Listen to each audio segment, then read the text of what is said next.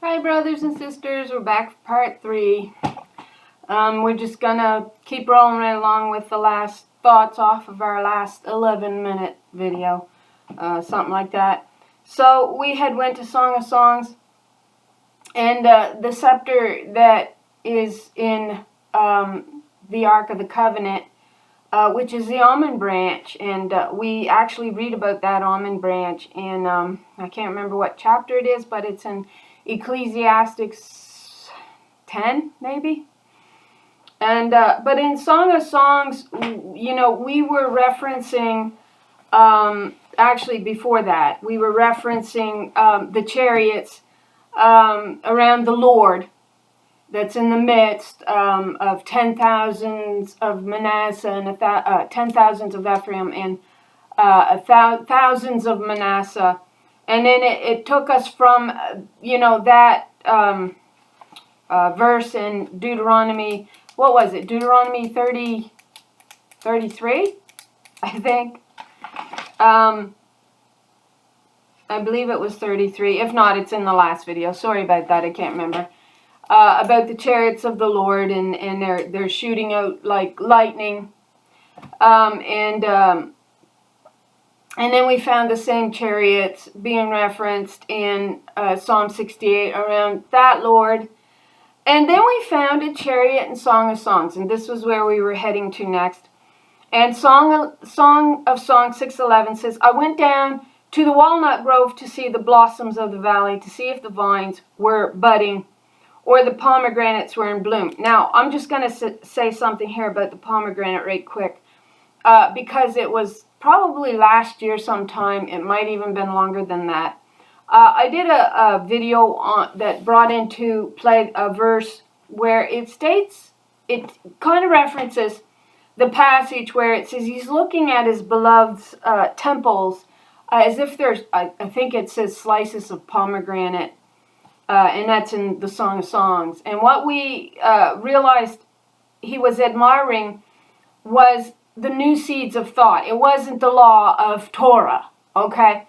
What he was actually, you know, quite fascinated about her was that her train of thoughts were beautiful, right? He was in love with the way that she thought. That's why he brought into play her temples as if they were likened to pomegranates. And I forget the verse that we used, but it really came back to your seed of thinking and your birthing of new thoughts.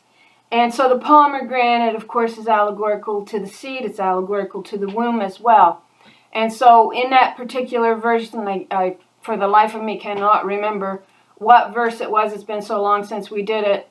But it really referenced the seed of new thoughts, the birth of a new way of thinking. And it comes of birthing, you know, new seeds of thought with the idea of the pomegranate, and he likens it to her temples and how he thinks them so beautiful.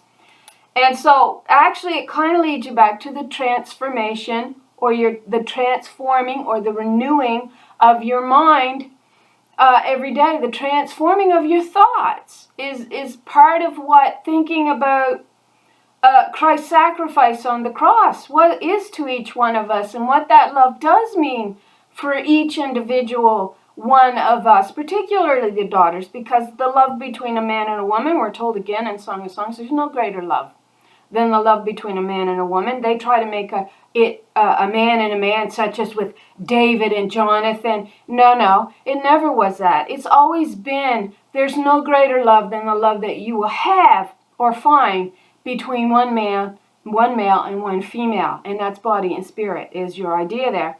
And it's told us that in Song of Songs. There is no greater love than the love between a male and a female.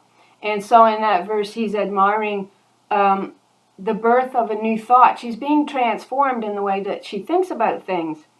And that's akin to these 144,000 daughters. And the Spirit does that for each one of us. When we get a good look at who the second Adam really is portraying for us women, and not so much the sons. They're supposed to be looking at her, the beloved. That's who they're supposed to be looking at. For them, she's their beloved. And there is no greater love than the love between a man and a woman, according to the Song of Songs. But like I said, I heard this one my whole life too in the meetings that I went to. Oh, there's no greater love than what a man has for a man, brother with brother. I heard that one. I don't know how many times I heard it, especially in correlation with Jonathan and David. Well, there's just no greater love, and it actually comes right out and tries to say that. And that's a big old fat lie from Baal. That's what that is. So anyway, so just a comment, and it not so quick, sorry, on the pomegranate here. But she says, I went down to the walnut grove to see the blossoms of the valley, to see if the vines were budding or the pomegranate were in bloom. So she says, it's in Hosea 2, she says, I will restore her vineyard back to her. She's going to have her vineyards restored back to her. And what we realized that meant, of course, was when we went to Song of Songs again, 1:6, she says, look not upon me because I am black, because the sun, the false light, has looked upon me. My mother's sons were angry with me. They made me the keeper of the vineyard, but my own I have neglected. So it meant that the vineyard, the children, the hosts, were not hearkening to the spirit of her covenant. That's what it means. And then in Hosea 2, you see she's gently called out of the desert, out of the wilderness, and she has restored her vineyard back to her. So this does closely link and associate to that. I went down to the walnut grove to see the blossoms of the valley, to see if the vines were budding or the pomegranates were in bloom. Now, all right, now that after that long wind, we go to the chariots. What does it say here? Before I realized it, my soul, all right? It's got my desire in many of the translations here. But she says, my soul. She doesn't even say my spirit. She says, my soul. And the word here is 5315. It's feminine, excuse me. A soul, living being, life, self, person, desire, passion, appetite, emotion, breath, etc. All right? So she says, before I realized it, my soul had set me among the chariots of my people. These are the royal daughters, the firstborns. That's her, the Lord, 136, who was burned to ashes, who is likened to a dove, who will have wings of silver and of gold. Once again, this turtle dove, as this Lord that was burned to ashes. And she is amongst her people there, the chariots. She's in the midst of a group of chariots. So she says here, they had set me amongst the chariots of my people. So come back, verse 13. We're hitting at it. Come back, O Shulamite, come back, that we may gaze upon you. What will ye see in the Shulamite? As it were the company of two armies. That company of two armies, Christ told us in the New Testament what one army consisted of. That was 72,000. So she has a double camp here. Not only does that total to 144,000, but Mahanaim, which is a double camp, also is the same name as the presence of God. The camp of the Lord that Jacob named, the camp of the Lord. And it was called Mahanaim. This is what the Shulamite has right here. This little group, and it's not so little, but 144,000 is her double army.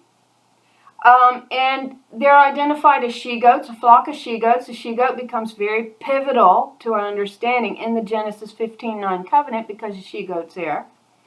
It's also pivotal to understand the covenant of the lilies, because that is what Song of Songs is identifying.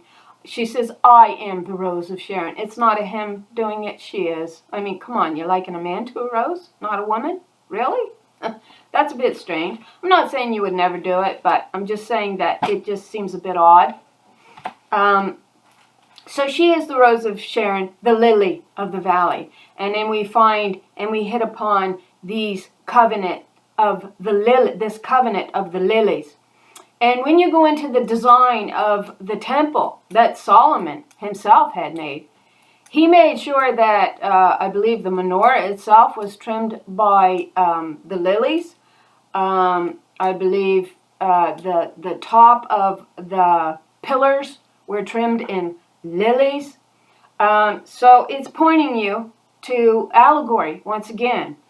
And so it's important that we understand this, right? Because there she is. She says, before I know it. Who's this? This is the scepter that the Holy Spirit above will take for her own. That's what it looks like.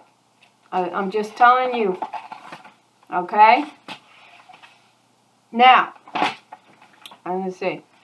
I want to make sure before I start on this section. Now, in further correlation to the rod of iron, all right? Yeah, this is going to take us to this. Okay. So, in one of my previous videos, I think it was the first one on this section, this particular group. What was I going to say? I forgot that quick.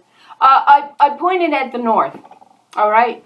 I can't remember the exact context that the north came up, but we were talking about the north congregation, and she flows like from Lebanon. That's the north. She'll gather them from the north. So we get that term north, north, north, right? All the time.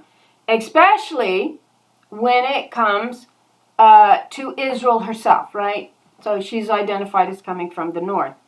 So in 2 Samuel 23:6, we get this verse, okay? And it's going to correlate to the iron in the kingdom that's going to smash the toes on that false image. So 2 Samuel 23, verse 6, it says, but the worthless sons, and that the word there is Belial, the sons of Belial, the sons of Balaam, Balak, darkness, they're called the sons of worthlessness, all right? So, but these worthless sons are all like thorns, raked aside. For they can never be gathered by the hand, or by hand. Now, I'm thinking the right hand here. These sons want nothing to do with this covenant. They want absolutely nothing to do with this righteous covenant. All right? So we need to bear that in mind. They want nothing to do with it. So, but it says, but the man, no, I'm going to change this and I'm going to put the woman. But the woman who touches them must be armed with what? Iron. Iron.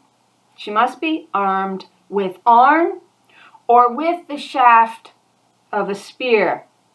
The fire burns them to ashes in the place where they lie. Now, Mother also promised these wicked sons, you can say the harlot spirit too, because that's the root that she promised she was going to burn out, which is the harlot root that they're founded upon, the harlot they exalt in their heart. But she also promises, and I'm not sure if it's Malachi 2, but she says, I'm going to spread you like dung upon the fields. That's what I'm going to do. And it links right back to Baal, Beelzebub, the Lord of Dung, right? And, in one part there, the Israelites tore down, this false house of worship, and they put an outhouse in its place. And this house of worship was the place where Baal and El-Berith met in covenant. And so they were really making a statement about, who was in mind. It was the Lord of Dung. And he was akin to a pile of crap. And his followers were likened to a bunch of black flies flying around his pile of dung. Which is what foolishness is that comes out of somewhere. And so we see that promise that she makes, I'm going to spread you like dung on the open fields. So it's all there, to your husband who wants to rule over you, and he's going to use foolishness to you supposed wise women who ought to know better, that a father and his children, and a son and another male that birthed all of creation. If that don't sound like foolishness to you, out somebody's butt, yeah, called Lord of Dung. Look it up. Baal, Beelzebub, devil, links right back to hubby. It links back to Satan, the accuser, which then links back to Adam, the accuser who accused her. That's right. Jeremiah 15:11. This is the verse where the north comes into it. The Lord said, And, okay, I'll just keep reading. The Lord said, surely I will deliver you for a good purpose. Surely I will intercede with your enemy in your time of trouble. So we're looking at the time of Jacob's trouble, is what they would tell us. So enemy in your time of troubles, in your time of distress. Verse 12, watch this. Then she asks a question. Can anyone smash iron from the north, or bronze? Wow. Read that again. Can anyone smash iron from the north, or bronze? Whoa. Who had horns of iron? She's from the north, remember that. Who had hooves of brass or bronze? Yeah. So, and they came from the north. So who is being identified here? Who's being identified? That's going to smash the 10 toes. It's daughter Zion that's in view here. And we are told that she got cast out amongst the Gentiles. And it is this north kingdom that she will gather to do this very thing. Yeah. Yeah, isn't that fascinating? I think it is. Now, all right, so we're going to go to the glory, is where we're going to head to. And we're going to start, of course, with the verse it's really going to pinpoint. And it's a very important verse. It gets repeated 2 times in the Old Testament. And not just the verse, the entire chapter. So that is Isaiah 37 and 2 Kings 19. These are the 2 that are almost identical chapters. We get also some more that's almost identical. And we'll hit at that in a minute. So, but they're important because it tells us exactly who sits between the cherubim. Now, before we go into that again, all right, who sits between the cherubim? Whoops, don't know what that sound was. We're going to reference the verses again, all right? All right, now I'm way away. Okay.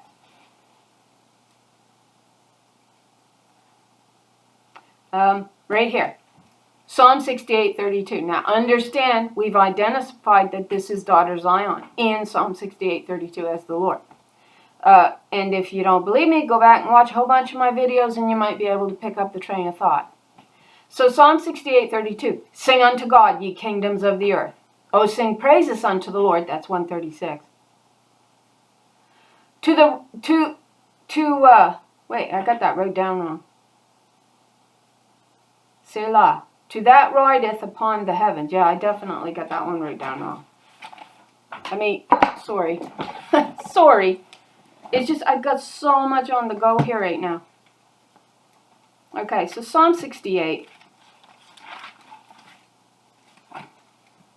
I get there. I'm almost there. Okay, so Psalm 68. I have verse, what is the verse? It is 33. It says it says to him. It's not, it's to her. We've identified the glory already. To her that rideth upon the heavens of heavens, which was of old.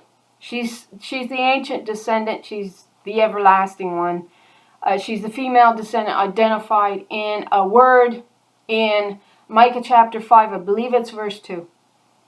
To her that rideth upon the heavens of heavens, which was of old, lo, she doth send out her voice, and it's a mighty voice, yeah.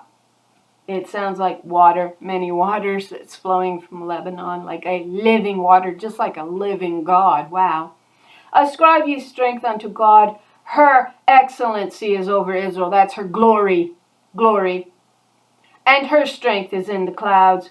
O God, thou art terrible out of thy holy place, the God of Israel is thus giveth strength and power unto her people. Now, so she rideth upon the heavens. We see that in Psalm 68. Now, before we hit on this one, we're going to go to this chapter first. Okay, so I have them all in front of me.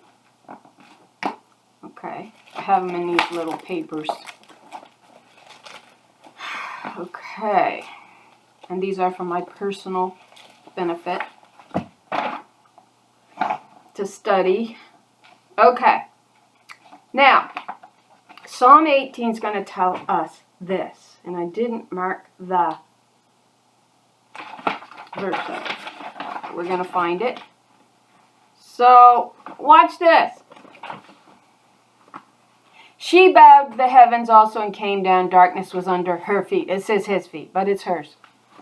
She's the hidden God. She has yet to take her personal inheritance, her personal scepter form, possession. And she rode upon a cherub. Actually, I think you can almost translate it between the cherub and did fly. Yea, she did fly upon the wings of the wind. Why? Because she's the Spirit. She's the Holy One. She made darkness her secret place. You don't see her. She says, I spoke. All you heard was a voice. You saw no image of me. Make no image. I'll choose my own scepter that I rule through. But they did. They made 3 males, at least for us Christians. She made darkness her secret place, her pavilion round about her were dark waters and thick clouds of the sky. So it appears as if she's hiding. That's what it appears. All the brightness that was before her, her thick clouds passed, hailstones and coals of fire. The Lord also thundered in the heavens, and the highest gave her voice, hailstones and coals of fire. Yea, she sent out her arrows. There we go with her arrows. We identified the arrows as Ephraim. That's right, who she sharpened. Her servant, and scattered them, and she shot out lightnings and discomfited them. The channels of the water were seen, and the foundations of the world were discovered at her rebuke. Oh, that's partly in description, parting of the Red Sea, and it's akin to a birthing canal. The presence of the Lord is shown being the one responsible for doing that deliverance of the children of Israel through the admixture of doctrine that she parts, which is allegorical to 2 covenants. O Lord, at the blast of thy breath, of thy nostrils, she sent from above, she took me, and she drew me out of many waters. That's the presence of God. And the reason why we're declaring that that's the presence is because of the passages in Isaiah 63. She says, where is she? It says he. But where is she who put her spirit upon Moses? And all of that is talking about the presence here on earth, which we have clearly identified as female. The camp of Mahanaim, the camp of God.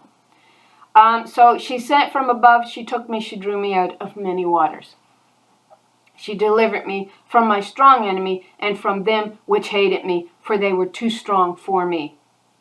They prevented me in the day of my calamity. Where do we find that? Calamity. We actually find it in Isaiah 22 in description, in part. So they prevented me in the day of my calamity, but the Lord was my stay. She brought me forth also into a large land. She delivered me because she delighted in me.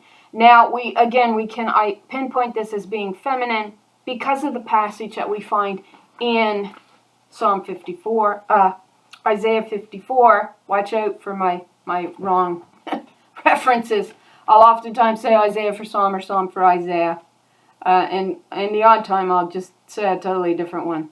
I don't mean to, sorry. I apologize for that. So Isaiah 54. What did she say? Oh, what did she say here? I'm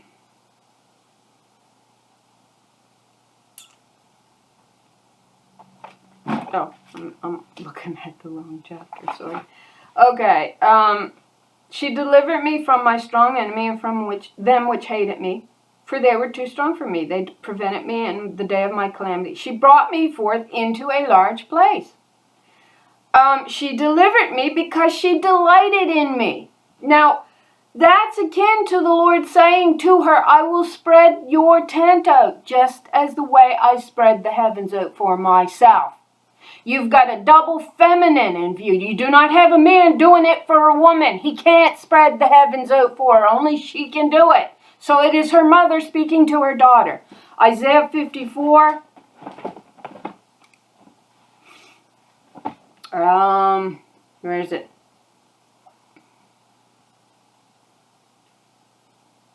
I think it's 54.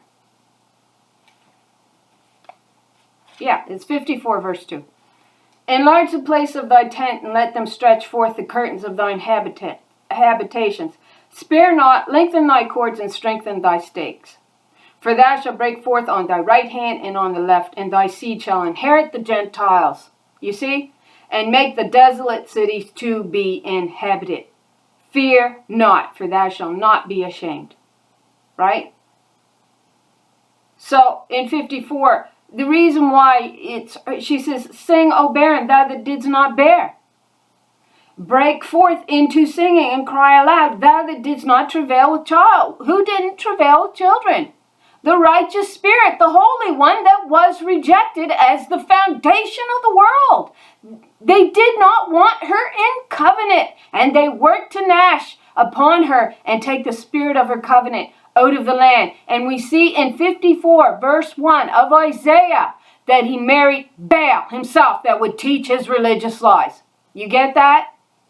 He married himself, a man inside of a man. Actually, it's akin to a woman that'll teach man as God. She says, you thought I was just like you. I'm not. She says, now I'm going to set the case in order. All right? And I'm going to rebuke you for all of your lies that you told about me. So, sing, O barren, thou that didst not bear. Break forth into singing and cry aloud, thou that did not travail with child. For more are the children of the desolate spirit, the abomination of desolation. A man teaching himself as God will make her a desolate spirit. Do we not understand? More are the children of the desolate than the children of the married wife, saith the Lord. Enlarge the place of thy tent. You see? You see? She's claiming them all.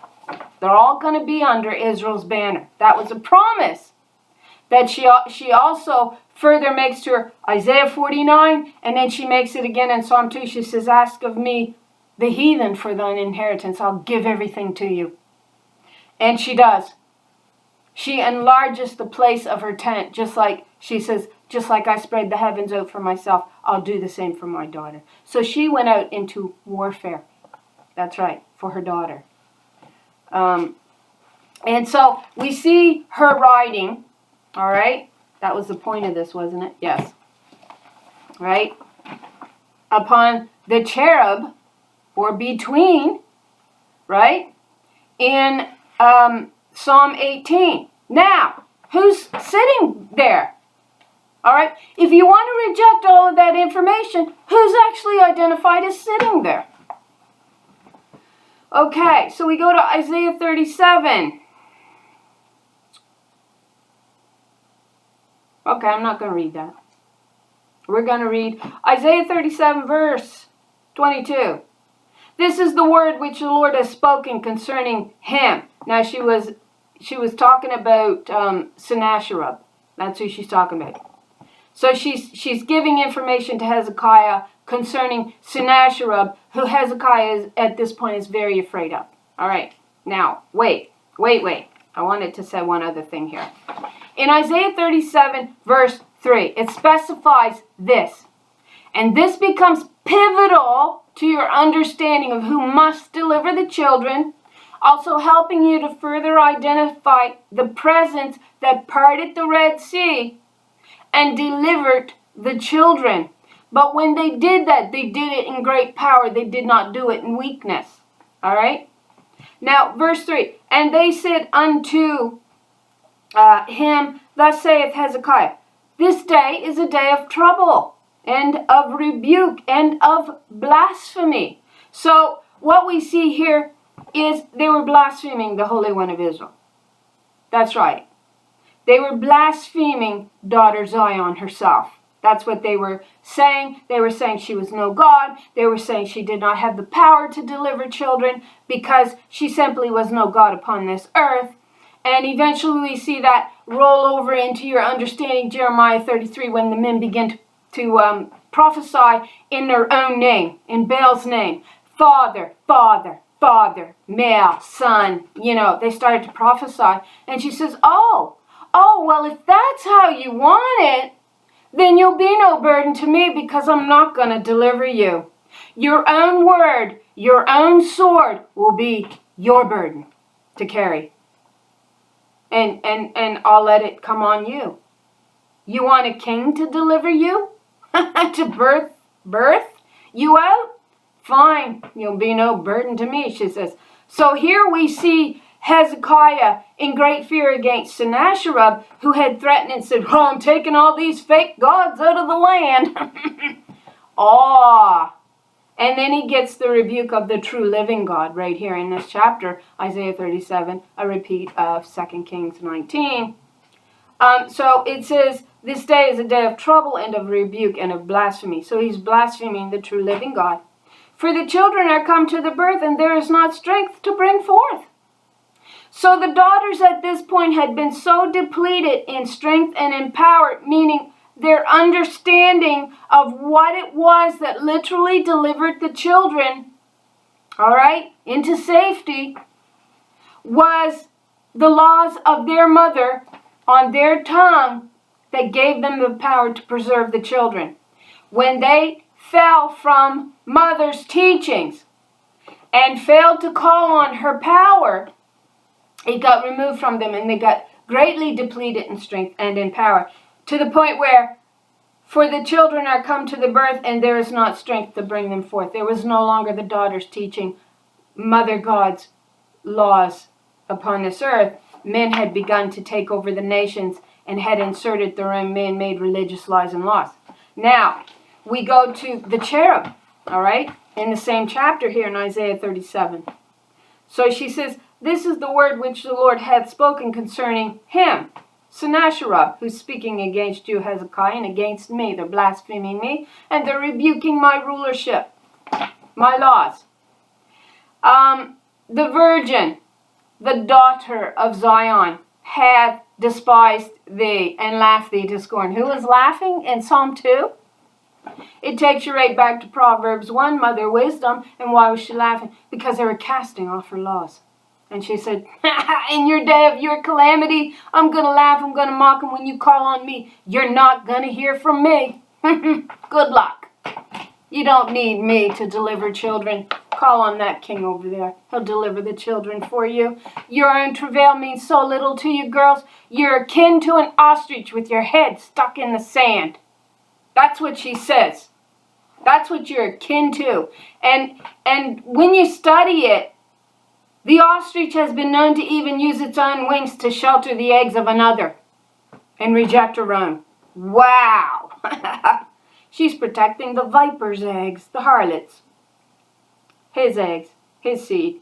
Yeah. They're his eggs. Because she's saying my own travail means nothing. So you're playing his harlot. It's akin to Baal inside of Baal. The abomination that maketh desolate shall have no children. So, the virgin, the daughter of Zion, hath despised thee and laughed thee to scorn. The daughter of Jerusalem has shaken her head at thee. Whom hast thou reproached and blasphemed? Oh, not she. Certainly not the divine feminine who delivers children, because women don't deliver children. That's all on men. Jeremiah 31, why now do I see every man standing around with his hands on his hips as a woman in travail, and every face turned pale? They're bearing witness to everything crumbling, and they're flustered. They're going, well, hey, something should be working out. We've taught the truth. You see, they fell into their own snares, it says, and they can't escape them. They believe in their own religious lies when it comes to the end. And she says, that was a promise. That's a promise that Mother God makes to him in Jeremiah 23. She says, this is my promise to you. Every man's sword will be against each other. Your lying words, your lying theology, and you will bear witness to the crumbling of your kingdom that you built, so that she would be base. That's right. You find that in Ezekiel 17, I think. So she says, whom hast thou reproached and blasphemed? And against whom have you exalted your voice? And lifted up thine eyes on high, even against the Holy One of Israel. She just identified herself. And she's sitting between the cherubs. He goes up to her. Where is it?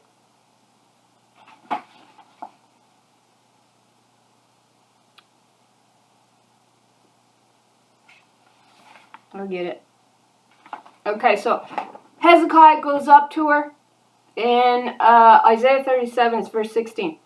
And Hezekiah prayed unto the Lord, saying, O Lord of hosts, God of Israel, thou that dwellest between the cherubims, thou art the God, even thou alone, of all the kingdoms of the earth.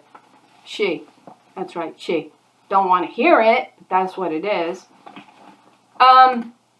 Thou hast made heaven and earth. Incline thine ear, O Lord, and hear. Open thine eyes, O Lord, and see and hear all the words of Sennacherib, which has sent to reproach the living God.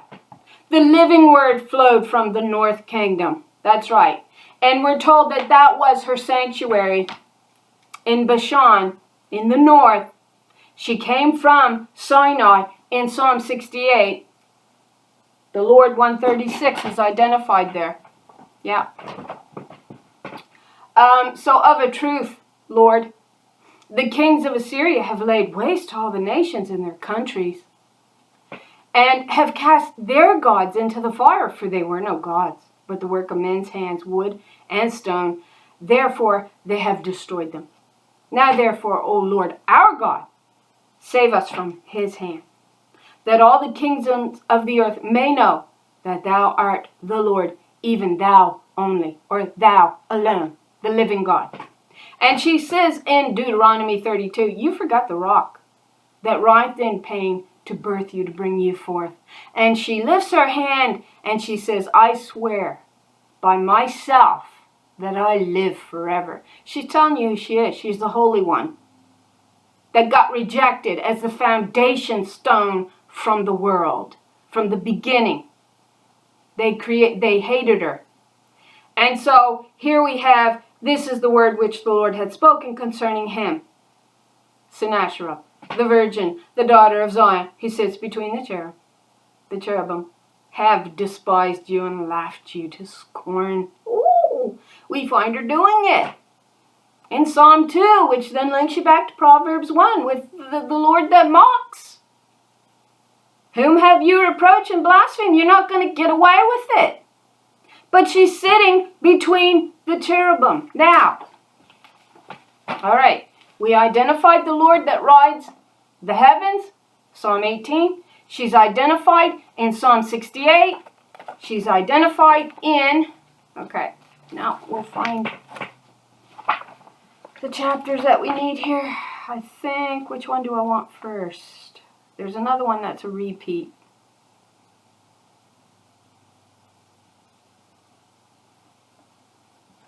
Okay, so let's see if I wrote that one down, the repeat. I wrote it down in my Bible, so we will go there first. So we're going to go to these 3 or 4 chapters. We're going to go to Psalm 60, we're going to go to Psalm 80, we're going to go to Psalm 108. That's it. I believe it's Psalm 108 is another repeat chapter, and it's a repeat of 2 Samuel 23. Yeah. And that was where we found the passage that the woman that approaches these wicked sons of darkness, who wants no part in her righteous covenant, must be fenced with iron. Yeah. So again, you're looking at the strong ones. Again, in reference there. Okay. 106, 108, 108. It's 108. We'll go there because this is a short. I believe it's a short chapter. Yeah, it's not too long. And I believe this is the repeat chapter, 108. Now let me find it here in my papers. Sorry. I got Psalm 23 there. 18. Okay, flip. Okay, it's funny I didn't. Now, I didn't say whether it was a repeat, but it is. I just don't know. I'm pretty sure it's 108. Okay, so we're going to read it. So, a cry for help. Psalm 108. O God, my heart is fixed. I will sing and will praise even with my glory. Awake, psaltery and harp. I myself will awaken the dawn.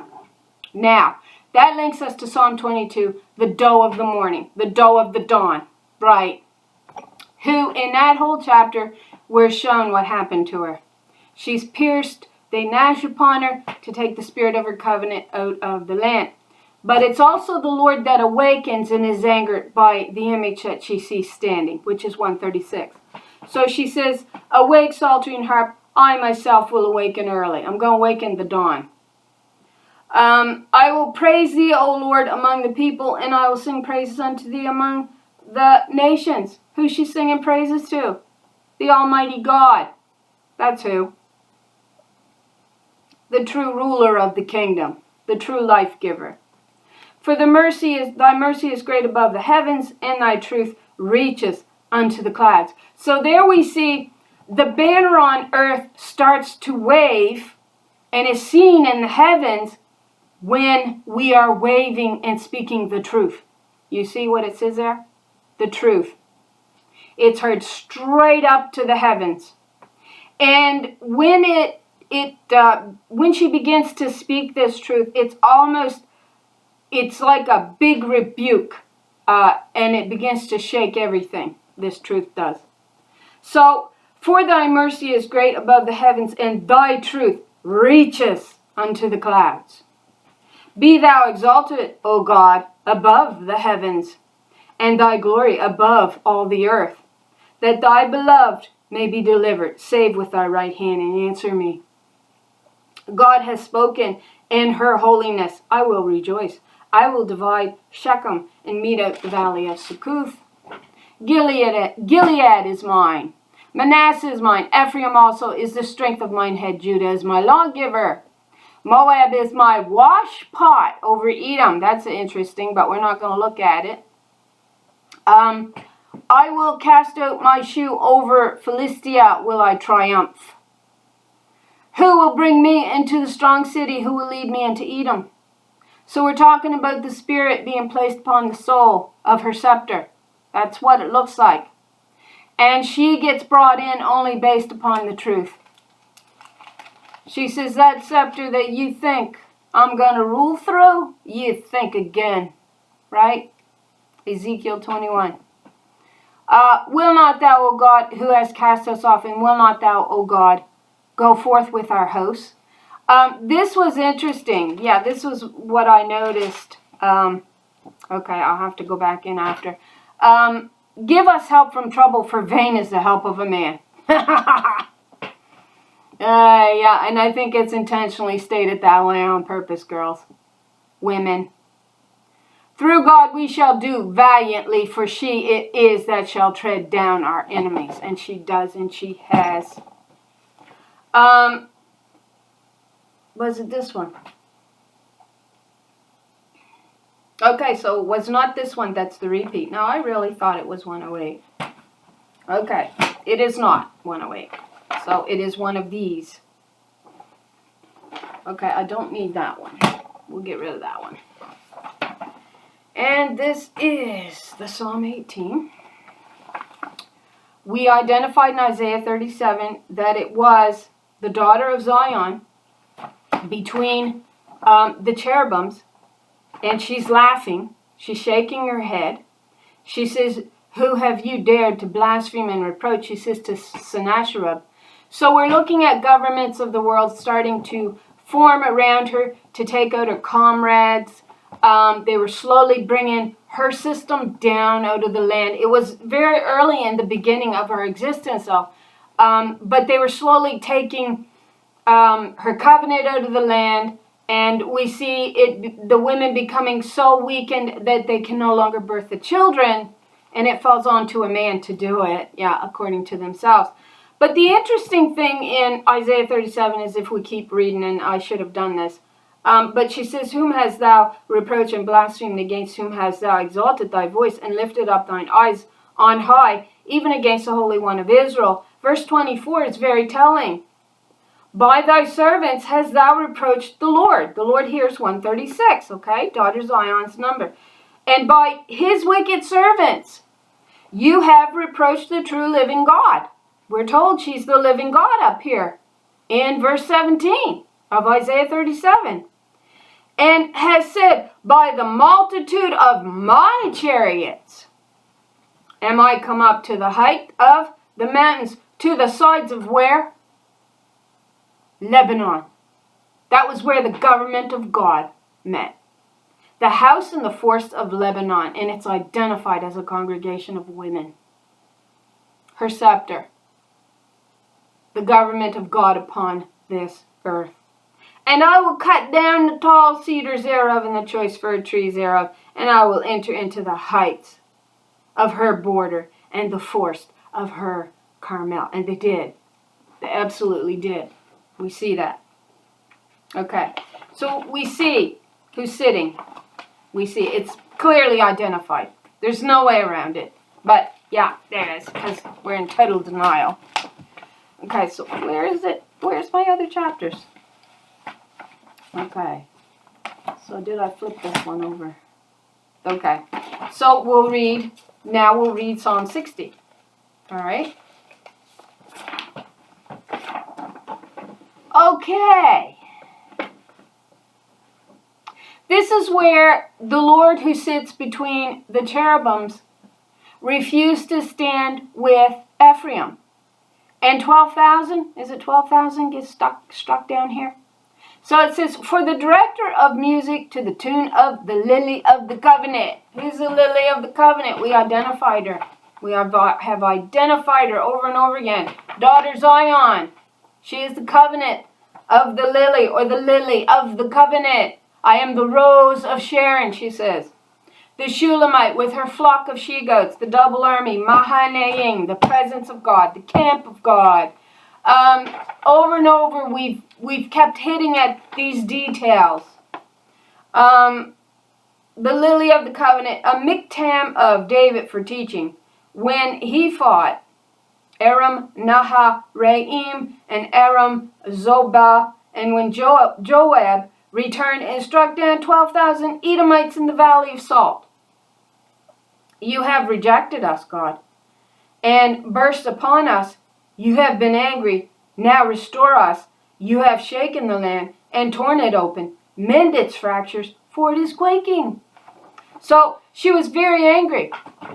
At this point, this is a symbol of her wrath. And I believe it is the men here that had turned on her personal covenant with her daughters of Zion, who would have marched out and protected them. But because of what they were doing to her covenant, she wouldn't stand with them, is what she's saying here. So, but they ask in the end, thou hast made the earth to tremble, thou hast broken it, heal the breaches thereof, for it shaketh. Thou hast showed thy people hard things. Thou hast made us to drink the wine of astonishment. That's the admixture. That's blood. And that's akin to in Revelations where, is it the bowl judgments? Or is it the trumpet? She more or less says, well, hey, you want to wash in blood? You want to drink blood? I'll send it to you. And that's in wormwood, which is allegorical to the law system. That tastes like honey on man's ears. It tickles his ears. It tastes like honey on his tongue, sorry. But it's cobra's venom in his stomach. It's killing him. But she says, hey, you want to wash in blood? You want to drink it? There you go. And she turns, what's it, a third of the waters to blood? Yeah, for you to wash and drink. There you go. So thou hast made us to drink the wine of astonishment. It's made us to stagger. And this admixture, this lying theology, which should have been pure water, is your allegory. It's not wine. That's why you're staggering. You're drunk on a lie, an admixture of doctrine. Thou hast given a banner to them that fear thee. What's the banner? Truth. Truth. That it may be displayed because of truth. So, again, it could be Israel. The banner is Israel. The heifer, Ephraim, the firstborn, because they're displaying truth within their souls. They are the spirit reborn upon this earth, eventually. That thy beloved may be delivered, save with thy right hand and hear me. God has spoken in her holiness, and I will rejoice. I will divide Shechem and mete out the valley of Succoth. Gilead is mine, Manasseh is mine, Ephraim also is the strength of my head, Judah is my lawgiver. Moab is my washpot, over Edom will I cast out my shoe. Philistia, triumph thou because of me. Now, who will bring me into the strong city? Who will lead me into Edom? Who will thou not, O God, which has cast us off? And thou, O God, which did not go out with our army. She refused to fight with them any longer. She says, you don't need me to protect you. Gotta get him. He'll do it. You don't need me and my daughters in covenant to protect you. See, they had real power. And she pulls it off of them. The more and more that they play the harlots, and you see the weakening of their ability to deliver the children through the truth. In Isaiah 37, the children have come to the birth, but there is not strength enough to bring them forth. There's not enough teaching God's truth. And the men are refusing. They're trapped in that sepulcher or that pit, that snare that they thought they had caught us in. It says they'll get trapped in it, they'll get caught in it, but we're going to escape it. That's what it says. I'm just telling you how it says it.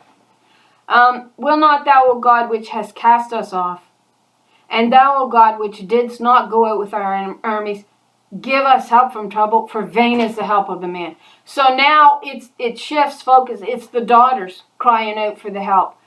They turn. Return, O Shulamite. What might we see when the Shulamite returns, as it was the company of two armies? So they're crying out. They're beginning to cry out to the power, which was actually upon them. And so through God we shall do valiantly, for she it is that shall tread down our enemies. So she's going to do it, but she's going to do it by empowering us to do so, as the iron in the kingdom, and the brass, or the bronze, I forget what it is. Okay, so that's Psalm 60, and it has to do with the lily of the covenant. That's the daughter Zion. We've identified her. So now we go to... Okay, maybe it was on the flip side there. No, it's not.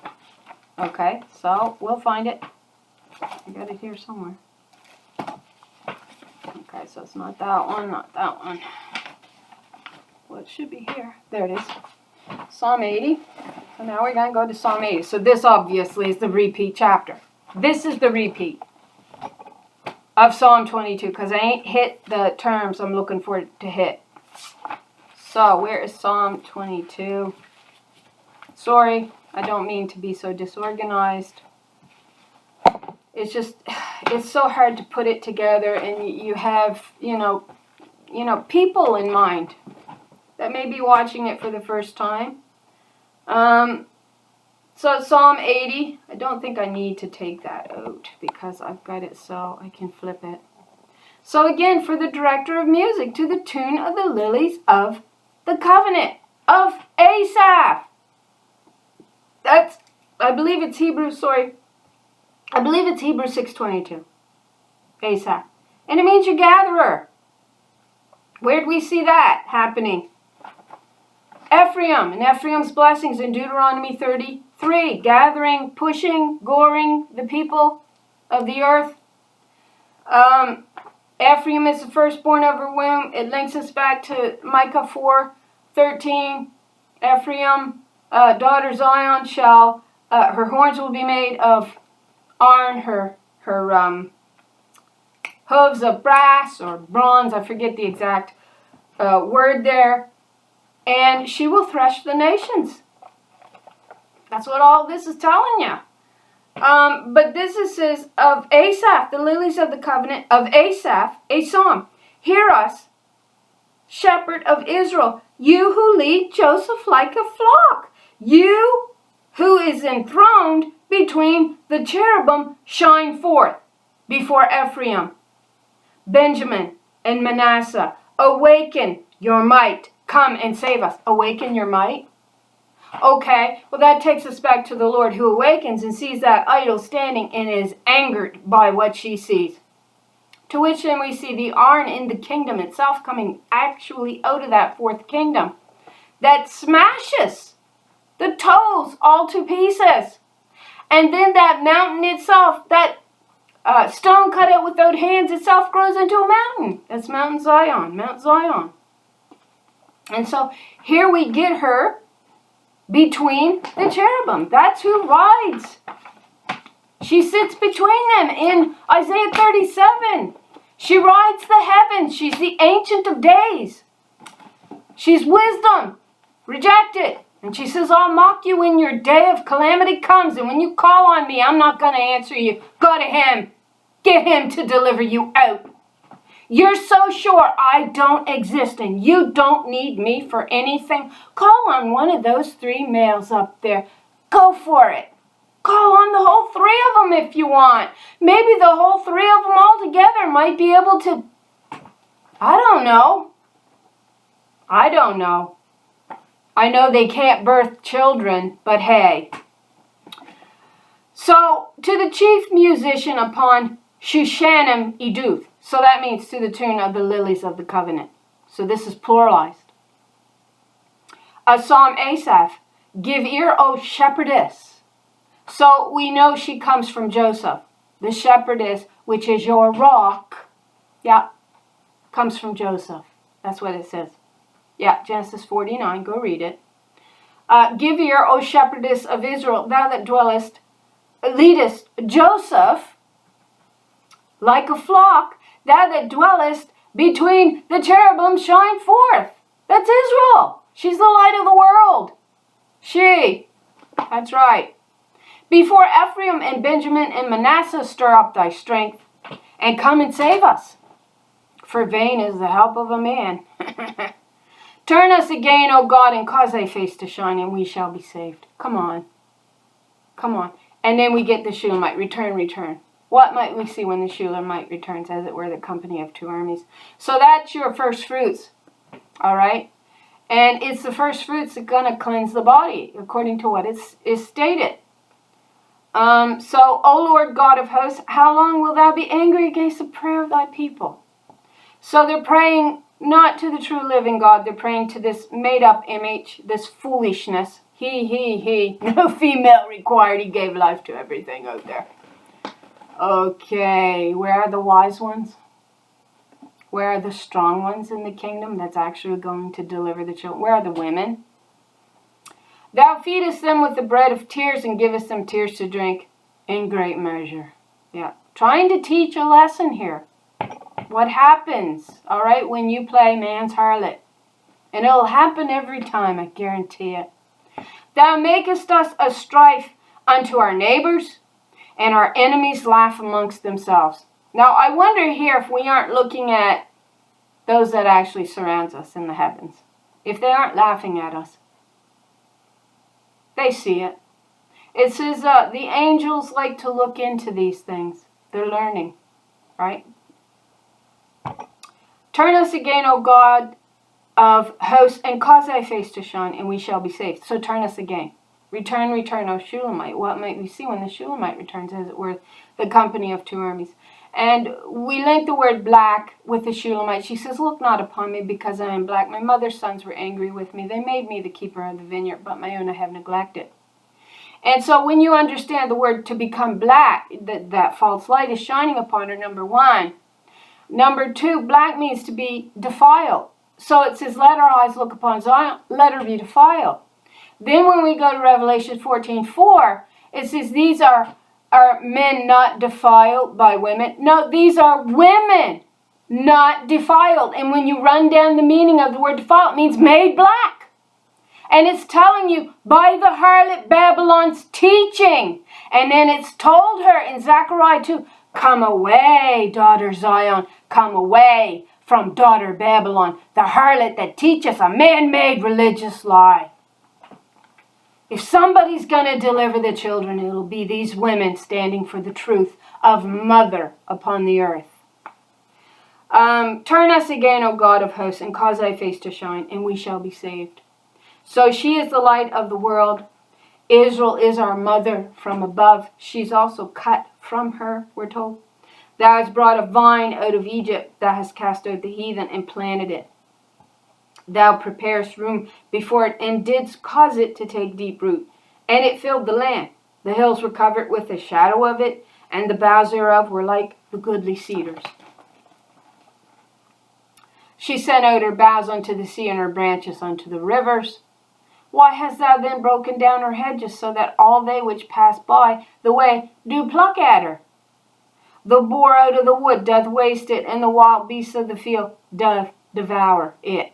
Return, we beseech thee, O God of hosts. Look down from heaven, and behold, and visit thy vine, and the vineyard which thy right hand has planted, and the branch that thou madest strong for thyself, her scepter.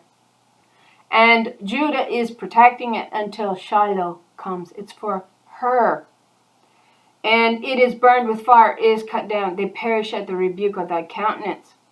Let thy hand be upon the woman of thy right hand, upon the daughter of woman. So we see the daughter of woman, not son of man, being brought to the Ancient of Days, and her dominion is restored back to her. And you read that it is the daughter of Jerusalem that the dominion will come back to. And she's the firstborn of the kingdom. So the daughter of woman, whom thou madest strong for thyself. So will not we go back from thee? Quicken us, and we will call upon thy name. Turn us again, O Lord God of hosts. Cause thy face to shine, and we shall be saved. That's the Shulamite who returns to God. The presence of God returning. The cave of Mahanaim. The spirit that put her spirit upon Moses. She parted the waters. Right? We've discussed all of this. No, I had this wrong. So 2 Samuel 22 is a repeat, rather, of Psalm 18. I'll get it straight. I'm sorry. All right. So what's on the other side here? 2 Samuel 23, which is where it says that the woman that takes these wicked sons out of the land because they reject the spirit of her covenant, which is the 10 Commandments, walked by Christ. It was provided by Mother Israel. That's right. He walked her law. She taught it to him. Mother Wisdom, another word. And then in the end, it's the daughters that spring up teaching the truth of their mother. Let's see. We won't read all of this. And the earth shook and trembled. The foundations of heaven moved and shook because she was angry. Her wrath. Who's promised the wrath? Psalm 110, 136 sits at the right hand of the high priest after the order of Melchizedek. His number is identified as 113. Mother says to him, I'll send the rod of your strength out of Zion. That's right. That's what she says to him. And then we see this group of women to be wondered at, sitting directly across from him. Where is it? Zechariah 3 or Zechariah 4. And God says to her, says to him there, from thence, from this group of women. Now it says, many are called, few are chosen. So at the end race is about her running for the finish line. She's looking for her scepter, that she will then dwell upon the Spirit. Her Spirit will dwell upon her. And so God says to him at that time, after he's gave his new garment, and he's sitting face to face, which means an equal. So he's sitting face to face to this group of women. It says men. Women to be wondered at. And she says, from this group of women will come your branch. And then we see her. She says, I'll send your branch of strength out of Zion. That's a woman. It's not a male. We've just identified it's a female. That's what we've identified. Got rejected in the world. The daughter, and by extension, mother, who gives life to all things. So we actually became motherless in this world, which means that we die. That's right. We have nobody that can birth us into the truth. So let's see. The Lord is my rock and my fortress and my deliverer. Pointing you all to Zion, the fortress. The Lord is my rock. She says, you forgot about the rock that birthed you in wrath and pain to bring you forth. Again, Deuteronomy 32, 18. There's also a verse in there about Sheol. And I thought of it when I thought of the keys of hell and of death, that video.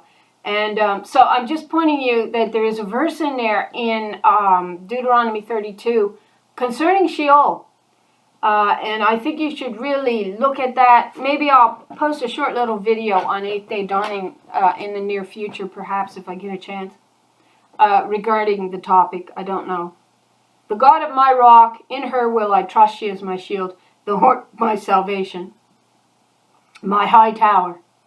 Daughter Zion's my high tower. And my refuge, my Savior, thou savest me from violence. Yeah.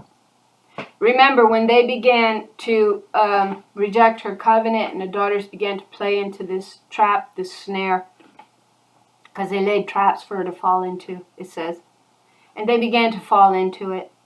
And as that began to happen, then she just simply pulled her power off from him and said, you're not going to use my power to bow as a harlot to him. I'm just simply not going to permit that to be so. When the waves of death compassed me, the floods of ungodly men made me afraid.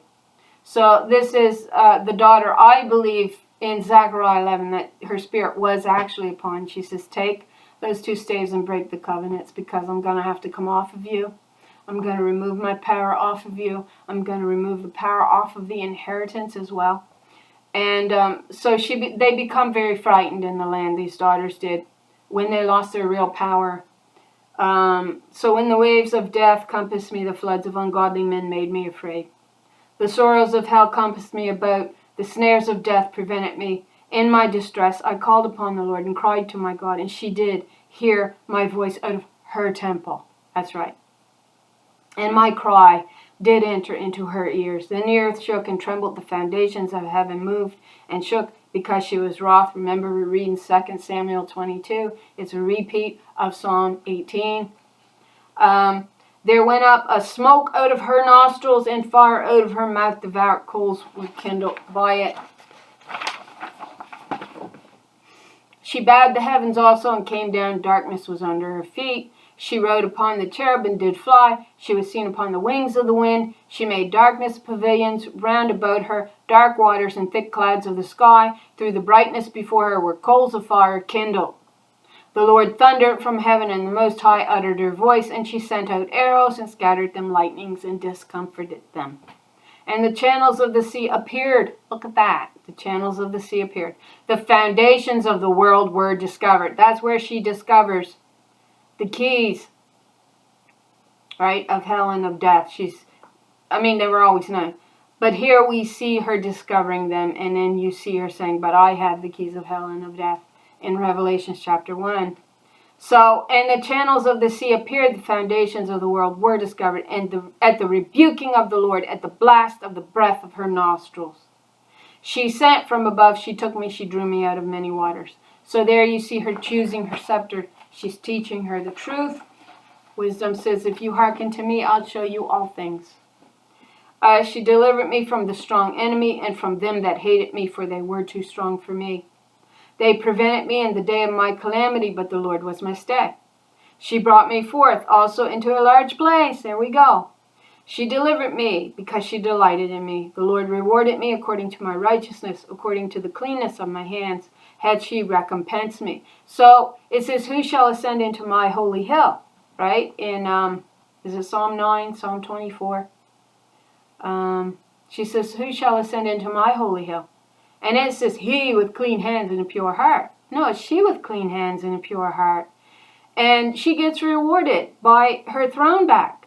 She has her throne back.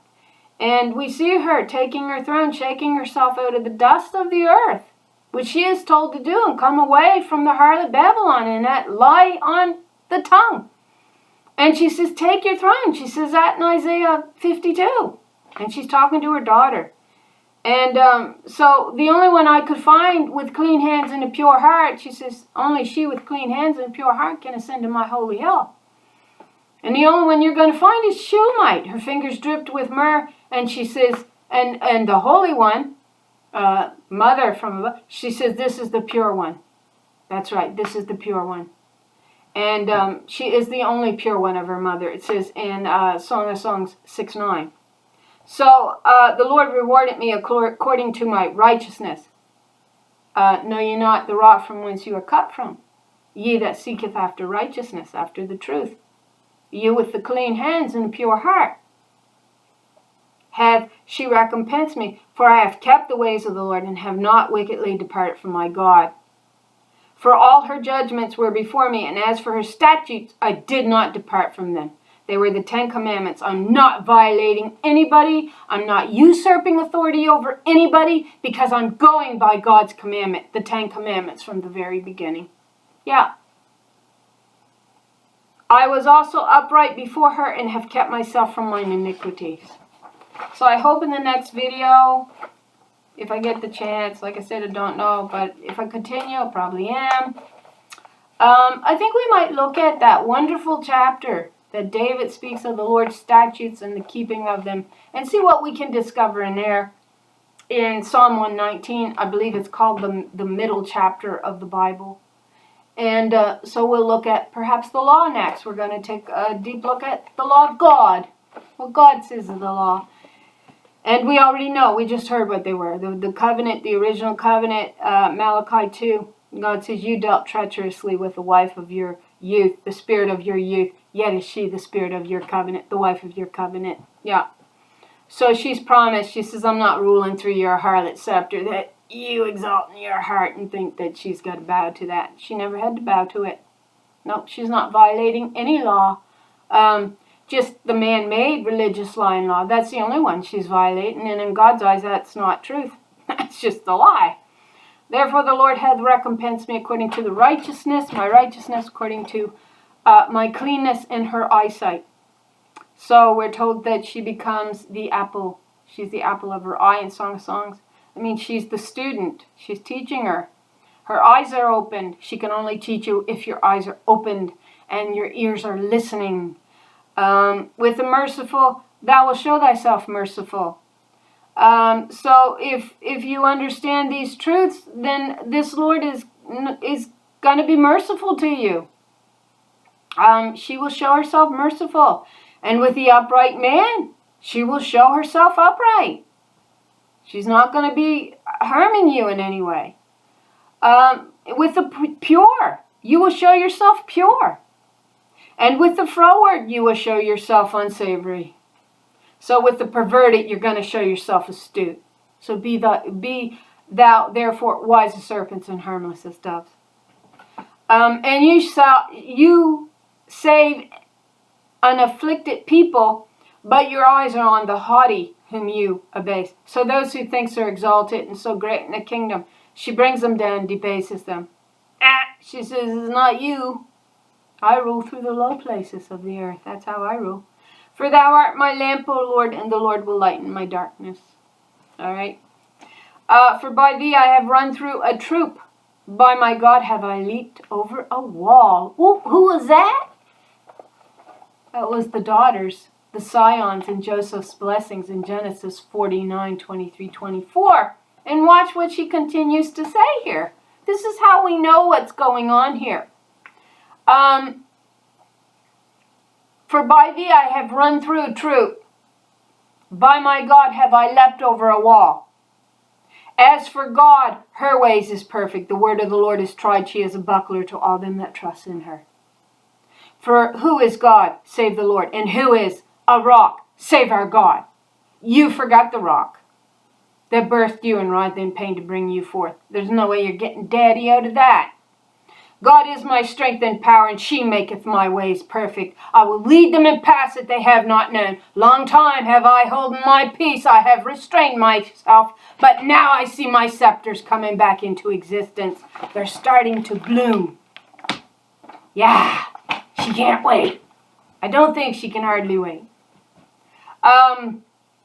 She maketh my feet like hinds' feet, or like she-goats, like the feet of she-goat. Baby, can I climb mountains? Because of her strength. She maketh my feet like she-goat's feet, and setteth me upon my high places. What high places? Mount Zion, Bashan. She teaches my hands to war so that a bow of, it's got steel. It's not steel. Shoot, I wrote it out. Where did I write it out? I wrote it in my Bible. I corrected it in my Bible. So we're going to go to 2 Samuel 22. Because it's not steel. Right? That's kind of funny, I think. But anyway, 2 Samuel 22. How does it say? Oh, I didn't write it there. Oh, I wrote it in, I tell you. I wrote it in Psalm 18. Because these are repeat chapters. Okay. I tell you. I can't keep nothing straight. There's so much information here. And that's why it is so difficult to follow. And that's why you do have to be a diligent student in the Word if you're going to get this truth. And that's why it's appointed. So steel, it's the word 5154, and it's bronze. Bronze. So yeah, that leads us to Micah 4:13. Hooves of bronze, horns of iron, hooves of bronze. Horns of iron, hooves of bronze, I believe, is how it's rendered. So she says, okay, I just lost my chapter. I'm a mess. I'm sorry. Where'd it go? Right there. Okay. So she teaches my hands to war so that a bow is broken. A bow of bronze is broken by mine arms. Okay. So to get the context here, let's go to Genesis 29. I actually have the chapter, but it's easier if I just find it. If I had a bigger desk, it would make my life so much easier. I just don't have the room. So, Genesis 49, we go to 23, 24. But her bow abode in strength, and the arms of her hands were made strong by the hands of the mighty God of, it says Jacob, it's Israel. From thence is the shepherdess, the stone of Israel.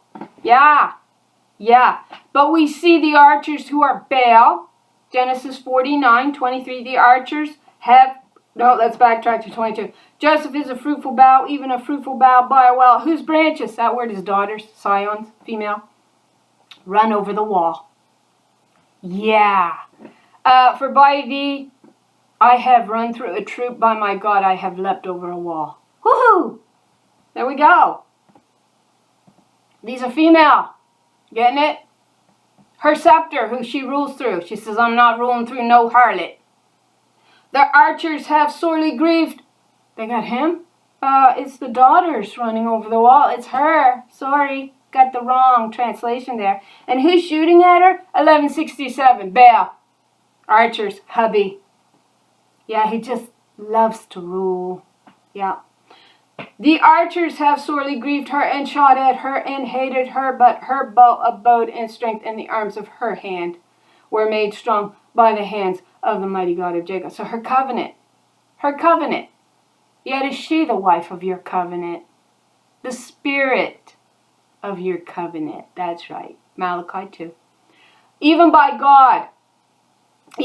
God of thy fathers, who shall help thee, and by the Almighty, who shall bless thee with blessings of heaven above, blessings of the deep, that lieth under the blessings of the breast and of the womb. That's the birthright. It's she, not he. Come on, wake up. I made that mistake. I said, hello, it belongs to a man, not a son. It's a woman. Hello. In the first part, I laughed when I saw it. I blundered. How did I blunder? So she teaches my hands to war so that a bow of bronze is broken by mine arms. Thou hast also given me the shield of thy salvation, and thy gentleness has made me great. So she's a gentle mother when it comes to restoring her daughters back. She's patient. She teaches us the truths that we need to know. Thou hast enlarged my steps under me so that my feet did not slip. That takes us to Psalm 141. It also takes us to Deuteronomy 32 if you want to go investigate what it says about slippery slopes and feet that slip or don't slip. I have pursued mine enemies, and I have destroyed them, and I did not turn again until I had consumed them. And I have consumed them and wounded them, that they could not arise. Yea, they are fallen under my feet. Oh, there's the threshing of the nations, and of that false idol. For thou hast girded me with strength to battle them. Just about done. That rose up against me has thou subdued under me. And she does it with her power upon us. Thou hast also given me the necks of mine enemies, that I might destroy them that hate me. They looked, but there was none to save, even unto the Lord. But she answered them not. Isn't that what Proverbs said? Oh, she says, when I called, you didn't answer me.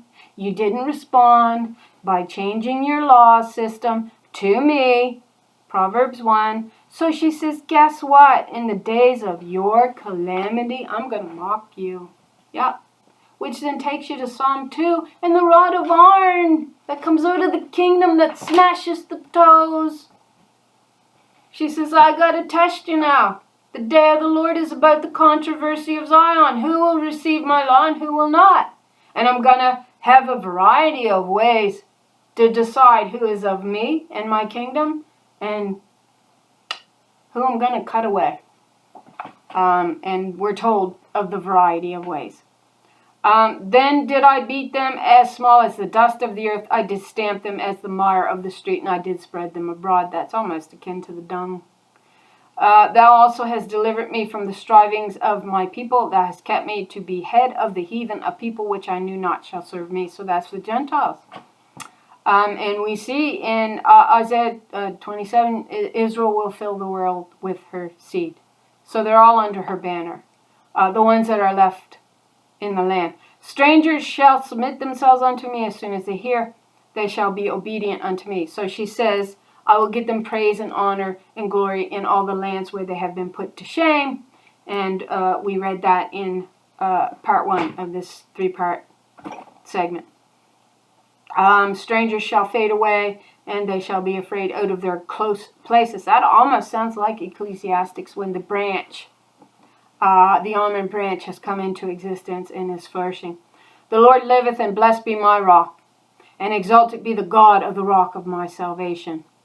It is God that avengeth me, and that bringeth down the people under me, and that bringeth me forth from mine enemies. Thou also hast lifted me up on high above them that rose up against me. Thou hast delivered me from the violent man. Yeah. Therefore I will give thanks unto thee, O my Lord, among the heathen, and I will sing praises unto the name. She is the tower of salvation for her, queen, not king. And, what's that word? Showeth mercy to her anointed, unto not David, the daughter of Zion, the key of David, and to her seed forevermore. That's Israel. Israel. Yeah. Who was denied? Who was denied as the glory of the land. And then they split that glory into 2 covenants. An allegory in Galatians 4. It's all there. All of these passages, once you look at them, once you go about looking up the words and piecing it all together for yourself, you're going to find out, I'm right. Yep, I'm right. And she'll teach you the truth, but you got to let her do it. You got to let her do it. And it means opening your eyes. It means opening your ears. It means reasoning out the truth. It means getting down on your knees and calling out to the Holy One and not blaspheming her holy name. Christ says, oh, you can get away with blaspheming the Son of Man. You're not going to get away with blaspheming, more or less, the daughter of woman. That's right. The Holy One, Israel. Mother's firstborn, Ephraim. That's another name for Israel. He says, you're not going to blaspheme her and get away with it because it's her law that rules. That's the law that I walked. He showed you that. I walked her 10 commandments, he says. I lived her Sabbath. Isaiah 58. He says, I showed you these things. Know ye not, he that is joined to a harlot is a harlot. Snip, snip. There you go. I mean, if you can't see it, I'm sorry. I'm sorry that it's too difficult for you. If it's too difficult for you. But if you simply don't want to see it because you're too brainwashed, you're too stubborn, then I'm not sorry for you. You're going out of your way to avoid a truth that, I don't know, just not interested in knowing, or it causes your heart to burn. I don't really know what it is. But I think we're under judgment. I do. I think the judgment is, if it's not here now, it's very nearly here. And you're not going to deny the Holy One. You're not going to blaspheme her holy name. She is the God of gods. She is the Lord of lords. Deuteronomy 10:17 shows you she is the High Lord, the Almighty. It's 136 over 117. Then it gets repeated again in Psalm 136. But they do change it to 113 over 113. But it's not. It's 136 because it's a complete repeat of what is being said in Deuteronomy chapter 10. And we know the behemoth, there's an allegory to the behemoth picking its head up, and it says when she's on duty, the behemoth is a representation of the nation of Israel as this huge behemoth nation that was ruled by the women, laid out in Numbers 2. And so they're the servant around the throne. But it says when she's on duty, this behemoth, you can't take her with snares and entrapment. Her nose pierces through it all. She sees it all. And, it's all there. All of it's there. And we've studied a lot of it. I ain't saying I got everything 100%. But I'm saying I sure as heck make a heck of a lot more sense than their theology that they can't even tell you what this means, what that means, what this means, what that means. It's just he. That's all they ever want to hit at. He. Who cares about you girls? Well, you're going to have to care. Because I think she's choosing her scepter. She says, it's a trial, it's a testing, it's a day of the Lord. It's about the controversy of Zion. And that's what it is. So, there we go. I don't think there's anything else I wanted to mention. Sorry that middle part's like 11 minutes, but I really didn't expect any company at that time, so sorry I had to cut that off short. I wrote all the blunders. Okay, so this will be past tense. I wrote all the blunders I made under the very first video, but I just can't see myself, I just couldn't remake the first part because I think I said things and hit on things that were quite important. I didn't think I would hit on them quite in the same manner if I had recorded it again. So if you find that hard to take, I apologize. I thank you for watching my videos. I pray the Lord blesses you with an abundance of truth. I don't think I'm forgetting to mention anything. And I hope you all have a really nice, I guess it's evening now. So thanks.